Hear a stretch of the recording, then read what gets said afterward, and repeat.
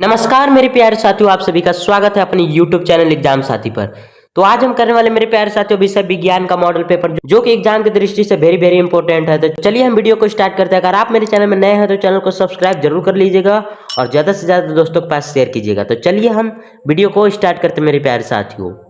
Question number 1 है, निम्न में से कौन सा पदार्थ लेंस बनाने के लिए प्रयुक्त नहीं किया जा सकता। क्वेश्चन का कहना है कि निम्न में से कौन सा पदार्थ है जो लेंस बनाने में प्रयुक्त नहीं किया जा सकता। तो इसका सही आंसर हो जाएगा मेरे प्यारे साथियों ऑप्शन नंबर डी, मिट्टी। क्वेश्चन नंबर 2 है मेरे प्यारे साथियों, प्रकाश की किरणें गमन करती है। प्रकाश की किरणें कैसी गमन करती है, तो हमारी आंसर हो जाएगा ऑप्शन नंबर ए, सीधी रेखा में। क्वेश्चन नंबर 3 है मेरे प्यारे साथियों, यदि आपतन कोण 60 डिग्री है तो परावर्तन कोण का मान क्या होगा। तो इसका करेक्ट आंसर हो जाएगा मेरे प्यारे साथियों ऑप्शन नंबर बी, 60 डिग्री, यानी कि आपतन कोण बराबर परावर्तन कोण होता है। क्वेश्चन नंबर 4 है मेरे प्यारे साथियों, पानी के अंशतः डूबी हुई पेंसिल टेढ़ी प्रतीत क्यों होती है। तो इसका सही आंसर हो जाएगा मेरे प्यारे साथियों अपवर्तन के कारण ऐसा प्रतीत होता है। क्वेश्चन नंबर 5 है मेरे प्यारे साथियों, क्वेश्चन नंबर 5 है, किसी माध्यम के अपवर्तनांक का मान क्या होता है। तो हमेशा याद रखिएगा मेरे प्यारे साथियों साइन आई बटा में साइन आर। क्वेश्चन नंबर 6 है मेरे प्यारे साथियों, निर्वात में प्रकाश की चाल क्या होती है। तो इसका सही आंसर हो जाएगा 3 × 10⁸ मीटर पर सेकेंड। क्वेश्चन नंबर 7 है मेरे प्यारे साथियों, क्वेश्चन नंबर 7 है, मानव नेत्र अभिनेत्र लेंस की फोकस दूरी को समायोजित करके विभिन्न दूरियों पर रखी वस्तुओं को फोकसित कर सकता है, ऐसा हो पाने का कारण क्या है। तो इसका सही आंसर हो जाएगा ऑप्शन नंबर बी मेरे प्यारे साथियों समंजन। समंजन के कारण ही हमारा ऐसा होता है। क्वेश्चन नंबर 8 है मेरे प्यारे साथियों, क्वेश्चन नंबर 8 है, नेत्र के आगे का भाग उभरा रहता है जिसे क्या कहते हैं। तो जो आगे का भाग उभरा रहता है उसे स्वच्छ मंडल कॉर्निया कहते हैं मेरे प्यारे साथियों, यानी कि ऑप्शन नंबर दोनों, ऑप्शन नंबर सी मेरे प्यारे साथियों दोनों।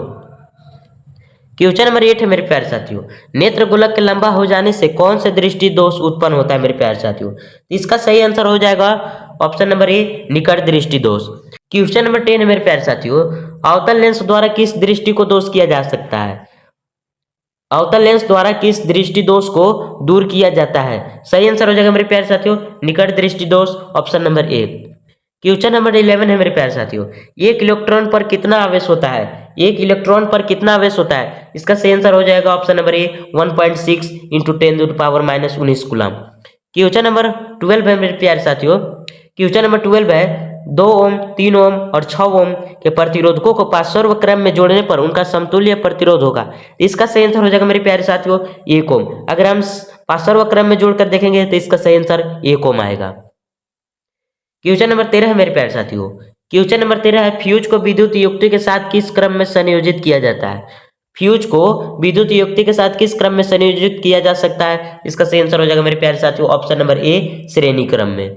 क्वेश्चन नंबर 14 है मेरे प्यारे साथियों, अभिक्रिया 2NO + C right arrow 2N + CO में, तो ये हमारा हो जाएगा मेरे प्यारे साथियों C का उपचयन हो रहा है। क्वेश्चन नंबर 15 है मेरे प्यारे साथियों, बुझा हुआ चूना का रासायनिक सूत्र है। बुझा हुआ चूना का रासायनिक सूत्र है, इसका सही आंसर हो जाएगा CaOH का होल ट्वाइस मेरे प्यारे साथियों, CaOH का होल ट्वाइस। क्वेश्चन नंबर 16 है मेरे प्यारे साथियों, निम्न में से कौन संचारण का उदाहरण है। तो ये हमारा प्रयुक्त सभी हो जाएगा मेरे प्यारे साथियों, क्योंकि लोहे की जंग लगना, लोहे की वस्तु में जंग लगना, चांदी का काला हो जाना, तांबे की वस्तु का हरा हो जाना, ये सभी हमारा संचारण का उदाहरण है। नंबर 17 है मेरे प्यारे साथियों, क्वेश्चन नंबर 17 है, रंध्रीय सूचक का उदाहरण कौन कौन है। इसका सही आंसर हो जाएगा वेनिला, लौंग का तेल, प्याज, यानी कि प्रयुक्त सभी हो जाएगा मेरे प्यारे साथियों। क्वेश्चन नंबर 18 है, सोडियम लवण का परिवार है। सोडियम लवण का परिवार यानी कि इसमें भी सोडियम लवण है, ये भी सोडियम लवण है, तो हमारा दोनों हो जाएगा मेरे प्यारे साथियों। क्वेश्चन नंबर 19 है मेरे प्यारे साथियों, क्वेश्चन नंबर 19 है, इनमें से कौन सा कथन असत्य है, यानी कि असत्य ढूंढना है मेरे प्यारे साथियों। टमाटर में ऑक्जेलिक अम्ल पाया जाता है, इमली में सिट्रिक अम्ल नहीं पाया जाता मेरे प्यारे साथियों। क्षार का उपयोग साबुन बनाने के में होता है, हाँ मेरे प्यारे साथियों। अम्लीय वर्षा का पीएच मान 5-6 से कम होता है, इसका सही आंसर हो जाएगा मेरे प्यारे साथियों ऑप्शन नंबर बी, यानी कि इमली में सिट्रिक अम्ल होता है, यही हमारा रॉन्ग आंसर है। क्वेश्चन नंबर 20 है मेरे प्यारे साथियों, क्वेश्चन नंबर 20 है, एंट एसिड का उदाहरण है। एंट एसिड का उदाहरण कौन है मेरे प्यारे साथियों, ये हमारा हो जाएगा प्रयुक्त सभी। मिल्क ऑफ मैग्नीशिया और बेकिंग सोडा दोनों ही हमारा क्षार है मेरे प्यारे साथियों। क्वेश्चन नंबर 21 है मेरे प्यारे साथियों, कौन सा धातु उष्मा का कुचालक है। तो कौन सा धातु उष्मा का कुचालक, लेड और मरकरी दोनों ही हमारा उष्मा का कुचालक है मेरे प्यारे साथियों। क्वेश्चन नंबर 22 है मेरे प्यारे साथियों, निम्न में से कौन सा कथन असत्य है। यानी कि आयोडीन चमकीला धातु है, हीरा सबसे कठोर होता है, गैलियम और सोडियम का गलनांक बहुत कम है, और ऑप्शन नंबर डी ग्रेफाइट विद्युत का कुचालक है। तो यही हमारा सही हो जाएगा मेरे प्यारे साथियों, option number D. Question number 23 है मेरे प्यारे साथियों। क्वेश्चन नंबर 23 है, इनमें से कौन संबंध अधिक अभिक्रियाशील धातु है? इसमें से पोटेशियम सबसे अधिक अभिक्रियाशील धातु है मेरे प्यारे साथियों। इनमें से कौन धातु जल के साथ अभिक्रिया नहीं करती? क्वेश्चन नंबर 24 है मेरे प्यारे साथियों। इनमें से कौन धातु जल के साथ अभिक्रिया नहीं करती? लेड, कॉपर, सिल्वर, ये उपर्युक्त हो जाएंगे मेरे प्यारे साथियों। तीनों में से हमारा कोई जल के साथ अभिक्रिया नहीं करता है। सीने बार किसका धातु है मेरे प्यारे साथियों? सीने बार किस धातु का अयस्क है?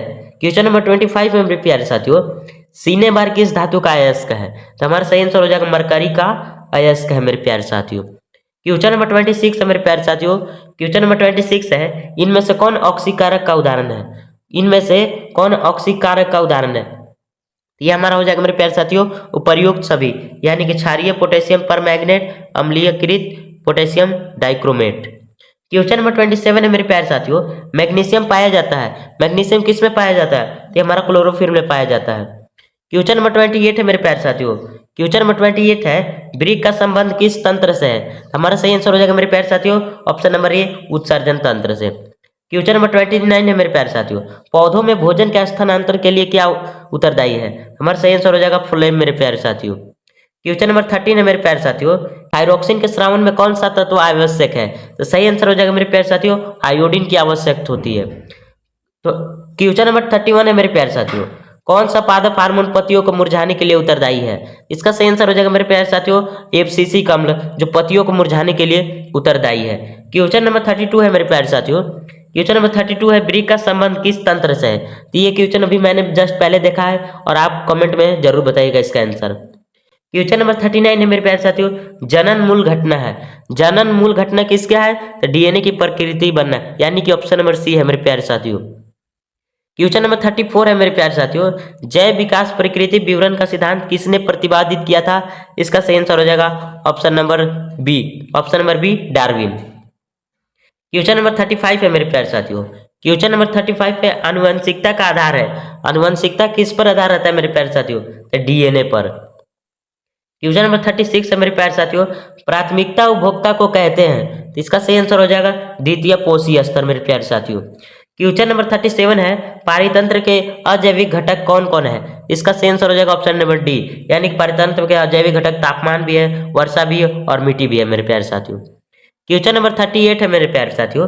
क्वेश्चन नंबर 38 है, ओजोन परत। क्वेश्चन नंबर 38 है मेरे प्यारे साथियों। ओजोन परत को सर्वाधिक प्रभावित करने वाला पदार्थ कौन कौन है? ये हमारा सही आंसर हो जाएगा CFC, CFC हो जाएगा मेरे प्यारे साथियों क्लोरोफ्लोरोकार्बन। क्वेश्चन नंबर 39 है मेरे प्यारे साथियों। इनमें से कौन पर्यावरण मित्र व्यवहार नहीं है?